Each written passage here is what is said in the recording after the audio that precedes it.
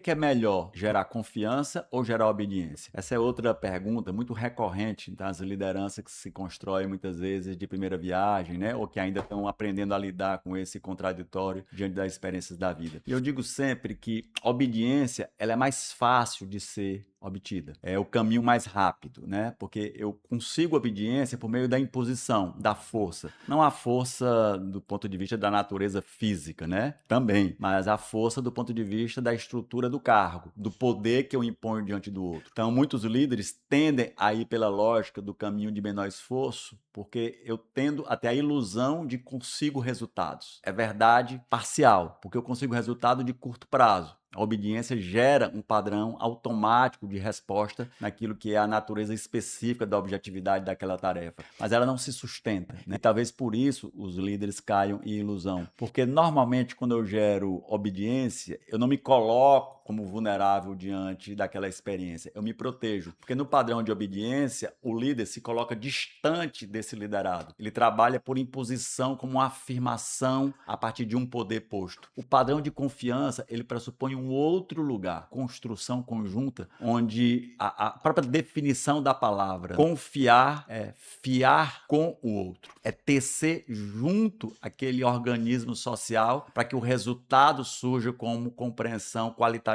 da maneira de liderar. Então percebam, eu não consigo fazer isso por imposição, eu legitimo isso por autoridade da experiência. Eu estou junto, eu colaboro, eu construo, nos ajudamos mutuamente a chegar no resultado. E todo padrão de confiança pressupõe eu sair desse lugar de distanciamento. Se eu estou junto, não tem distância. Eu me torno mais vulnerável diante do ato. Porque ao fazer junto, e aqui quando eu trago o fazer junto, não é eu virar tarefista, não é eu sair do lugar de liderar e passar a ser um executor, porque senão eu viro parte do problema. Eu ter consciência que eu legitimo a minha fala pelo exemplo. Saber que as pessoas podem contar comigo durante as adversidades. Por me colocar também humano e saber que eu também falho. Esse padrão, ele vai aos poucos gerando proximidade, saindo daquela lógica apenas de um poder moral, de um dever ser, para uma lógica de uma liderança mais real, para um poder ser. E aí esse poder que eu trago não é mais o poder do cargo, é o poder da excelência, é o poder da legitimação da minha vulnerabilidade, de aprendermos juntos uns com os outros. Se a gente olhar isso do ponto de vista social, né? Se a gente entender esse parâmetro, reverbera como construção desse padrão comum a nível de definição, a gente vai encontrar isso em modelos de negócios, quando a gente fala de imobiliárias, né? A figura do inquilino e do fiador. Então, se você olhar do ponto de vista do padrão do confiar, o fiador, ele é corresponsável daquele ato, assim como o devedor, como o inquilino. E muitas vezes os líderes não querem se colocar nesse lugar. Os líderes preferem cobrados demais, porque se der errado no padrão de obediência, quem errou foi o outro. E aí eu posso impor a severidade do erro ao outro. No padrão de confiança, eu sou fiador do outro. Eu também sou devedor junto com o outro. E aí a gente percebe isso muito presente, né? Essa potência, tirando o conceito, olhando para a experiência cotidiana, na lógica do esporte. E agora a gente está vivendo muito fortemente esse padrão em Copa do Mundo. Os grandes técnicos sabem disso. Que não adianta eu conseguir obediência tática apenas do meu time. Eles precisam confiar em mim. Porque se eles não confiam, eles não produzem esse movimento dentro de campo. E os técnicos têm essa consciência não apenas como coaches, mas como líderes. Eles sabem que, em última instância, as pessoas vão confiar se ele trouxer a responsabilidade para ele. Então, os grandes técnicos, para que eles mantenham o vestiário ativo, vivo, colaborativo,